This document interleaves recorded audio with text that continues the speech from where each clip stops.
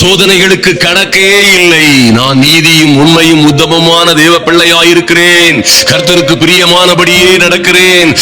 ஆலயத்திற்கு செல்கிறேன். விசுவாச பிள்ளையாய் இன்னும் ஆவியினால் அபிஷேகம் பண்ணப்பட்டவளாய் வாழ்ந்த பிறகும் என்னை சுற்றிலும் மாத்திரம் இத்தனை ஆபத்துகளும் உபத்திரவங்களும் போராட்டங்களும் இருக்கிறதே.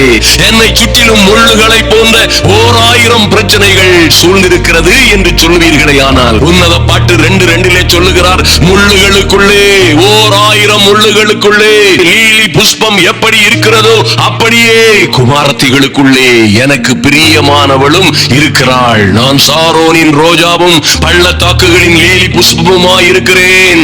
இந்த முள்ளுகள் ஒரு நாளும் உங்களை சேதப்படுத்துவதில்லை. நீங்களோ கர்த்தருக்குள்ளே இருக்கிறீர்கள். 1000 முள்ளுகள் உங்களுக்கு பாதுகாப்பாய் இருக்குமே ஒழிய உங்களை சேதப்படுத்த நியாயமே இல்லை. உங்கள் சோதனையின் கற்கள் எல்லாம் சாதனையின் படிக்கட்டுகளாய் மாறும்.